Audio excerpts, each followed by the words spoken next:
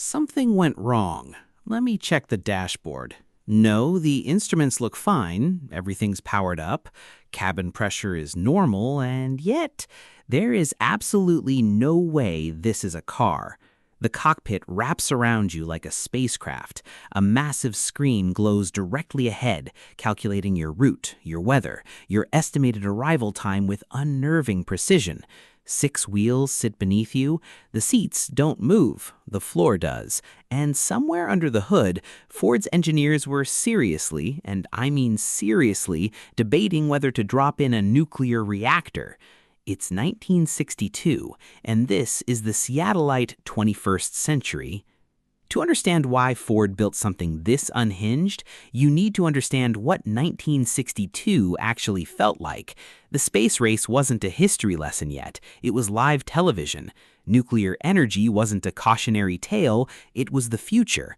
Flying cars weren't a punchline, they were a genuine forecast. The whole country was high on the idea of tomorrow, and nowhere was that more concentrated than Seattle, Washington, where the Century 21 Exposition had thrown open its doors to showcase what human ingenuity might look like by the end of the century. 500,000 visitors came through to see the future on display, eat strange fairground food, and squint up at the Space Needle wondering whether it had been designed by NASA or by someone who really liked mushrooms. Ford showed up to this carnival of optimism with something that made everything else look conservative.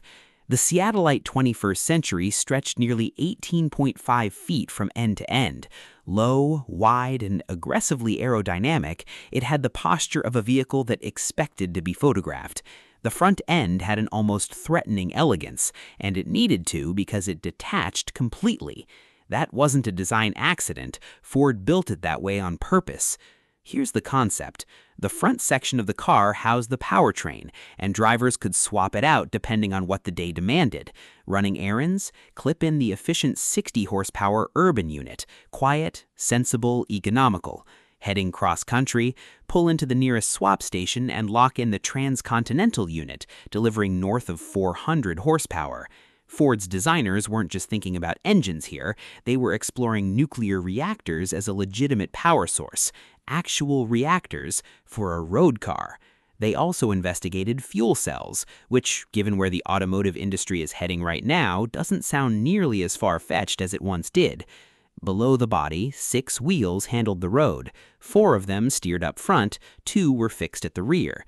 That same layout would eventually appear on the Tyrrell 34 Formula One car in the mid-1970s, so Ford wasn't entirely wrong about its potential.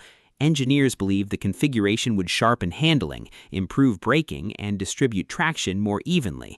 Whether it would have worked in a nuclear-powered commuter vehicle is admittedly a harder sell. Steering itself had been reimagined. Ford called it fingertip steering, a system promising the kind of delicate, pinpoint control you'd associate with precision instruments, not a 2-ton automobile.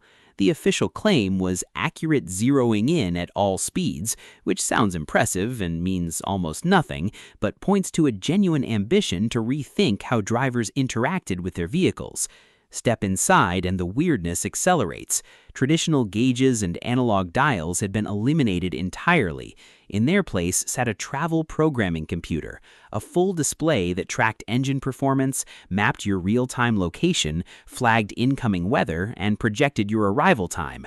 That's not a description of a concept, that's a description of every modern navigation system in existence. Ford sketched out the bones of GPS-integrated infotainment in 1962, when computers occupied entire rooms and ran on punch cards. The execution was never going to happen. The vision was decades ahead of its time. The windows operated on a gelosi system, horizontal slats like architectural blinds that opened and closed to control airflow and dampen road noise simultaneously. Paired with that was variable density glass, which automatically shifted its opacity in response to sunlight, cutting glare and stabilizing cabin temperature without you touching anything.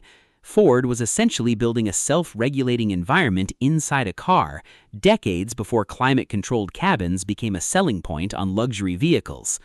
The seats were fixed, completely immovable, which sounds like a design flaw until you understand the alternative Ford chose. The floorboards themselves slid forward and backward, bringing the pedals to the driver rather than the other way around. Unconventional doesn't begin to cover it. And the cabin, Ford assured everyone, was engineered for near total tranquility, acoustically sealed from mechanical noise. A tranquil, silent, self-tinting, pedal-shifting, nuclear-adjacent cabin in 1962. Ford wasn't designing a car, they were designing an argument about what a car could become. Subscribe if you want more of this, and I'll see you in the next one.